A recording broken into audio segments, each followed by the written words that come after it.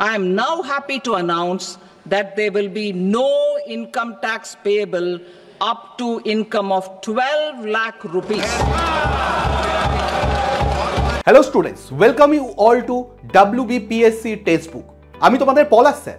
আজকে আমরা আলোচনা করব এই 12 লাখ টাকা পর্যন্ত কি সত্যি ট্যাক্সের আওতার বাইরে পড়ছে, এর মধ্যে আসল সত্যতা কি, এর মধ্যে কোনো লুকোনো ঘটনা রয়েছে কিনা, নাকি সত্যি এটা সম্পূর্ণ ট্যাক্স ফ্রি একটা ইনকাম। এবার একটা জিনিস আমরা দেখব যে সত্যি এই ব্যাপারটার মধ্যে কতটা বাস্তবতা রয়েছে আর কতটা এর মধ্যে গিমিক রয়েছে। In the new tax regime, I propose to revise tax rate structures as follows: 0 to 4 lakh rupees nil, 4.8 lakh rupees to 4 to 8 lakh rupees 5%, 8 to 12 lakh rupees 10%, 12 to 16 lakh rupees 15%, 16 to 20 lakh rupees 20%, 20 to 24 lakh rupees 25%, and above 24 lakh rupees 30%. যদি আমরা দেখি এই চার্টটা, এখানে আমরা খুব clearly বুঝতে পারছি 4 থেকে 0 থেকে 4 লাখ পর্যন্ত 0%, 4 থেকে 8% পর্যন্ত 8 লাখ পর্যন্ত 5%, 8 থেকে 12 পর্যন্ত 10%, 12 থেকে 16 লাখ পর্যন্ত 15, 16 থেকে 20%, 20 থেকে 24 25% এবং 24 লাখের ওপরে 30%। এই একটা ট্যাক্স স্ল্যাব আমরা দেখতে পাচ্ছি। যদি সত্যি 12 লাখ পর্যন্ত ট্যাক্স ফ্রি হতো বা হয়, তাহলে কেন এই ট্যাক্স স্ল্যাবের দরকার পড়লো? এখানে তো 12 লাখ পর্যন্ত এই পার্টটার কোনো প্রয়োজনই পড়তো না, এইটা পুরোপুরি বাদ চলে যেত। मैं सर बतौर चार्टर्ड अकाउंटेंट ये बताना चाहता हूं कि ना ही ये टैक्स एग्जेम्पशन है, ना ही ये टैक्स डिडक्शन है, ये एकमात्र टैक्स रिबेट। এখানে যেটা বলা হচ্ছে যে 3টে টার্মের কথা মেনশন করা হচ্ছে। 3টে টার্ম কি কি? একটা টার্মে বলা হচ্ছে ট্যাক্স এক্সাম্পশন, একটা বলা হচ্ছে ট্যাক্স ডিডাকশনস, একটা বলা হচ্ছে ট্যাক্স রিবেট। 3টের মধ্যে পার্থক্য কি? ট্যাক্স এক্সাম্পশন মানে এমন একটা কেস যেখানে কোনোভাবেই কোনো আয়ের ওপরেই বা কোনো কনজাম্পশনের ওপরেই কোনো ট্যাক্স লাগবে না। যেমন কিছু কিছু সময় কৃষি ক্ষেত্রে এই জিনিসটা হয়, এগ্রিকালচারাল ট্যাক্সের ক্ষেত্রে পুরো এক্সাম্পশন পাওয়া যায় অনেক ক্ষেত্রে। ট্যাক্স ডিডাকশনের ক্ষেত্রে কি হয়?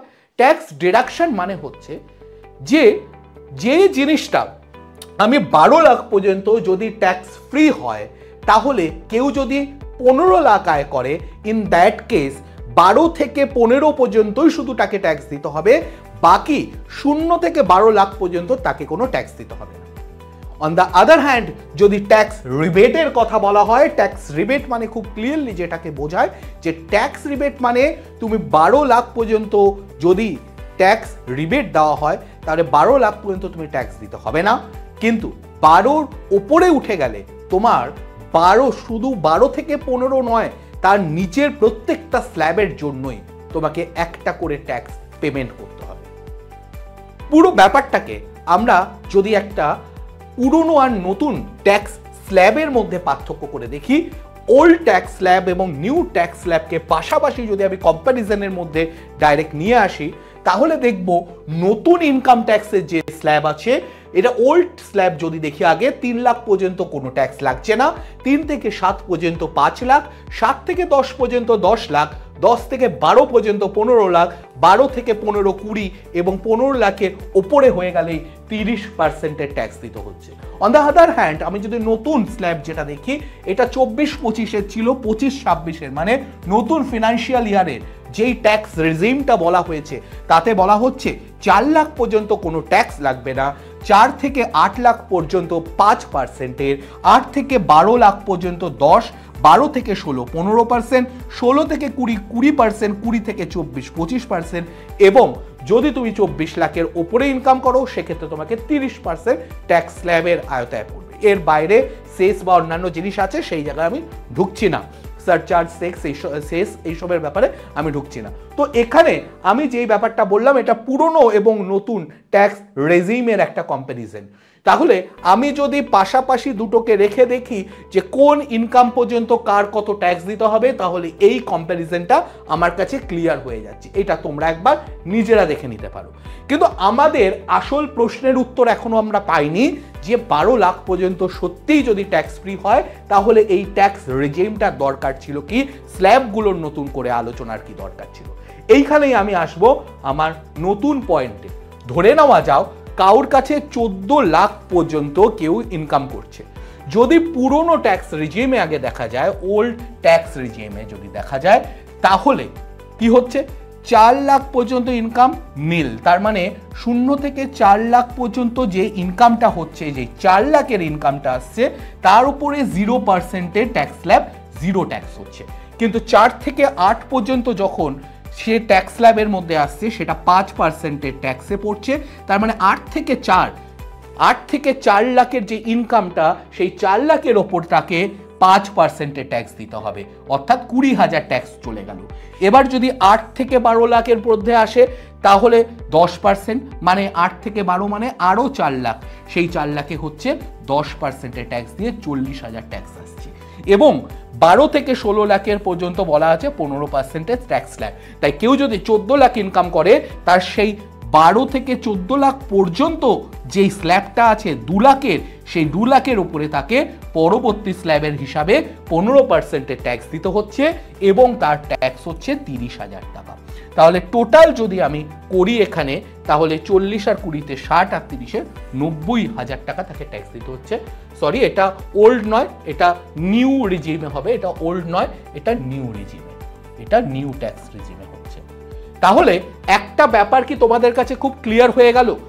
ক্লিয়ার করার জায়গাটা এটাই ছিল যে নিউ রিজিমে আমাদের যেই জিনিসটা দাঁড়াচ্ছে সেটা হচ্ছে যে আমাকে 12 লাখ পর্যন্ত যদি 12 নিচে ইনকাম হয় তাহলে আমাকে কোনো ট্যাক্স দিতে হচ্ছে না। কিন্তু যেই মুহূর্তে আমার ইনকাম 12 লাখ 1 টাকা হয়ে যাচ্ছে, আমার কিন্তু, বা অ্যাকচুয়ালি 12 লাখ 1 নয়, বা মানে আরো 75,000 টাকার একটা স্ট্যান্ডার্ড ডিডাকশন হয় স্যালারিড পার্সেন্টের জন্য, মানে তার স্ল্যাবটা যদি ওই 13-14 লাখে পৌঁছে যায়, তখন তাকে কিন্তু নিচের প্রত্যেকটা স্ল্যাব হিসাবে তাকে ট্যাক্স দিতে হবে।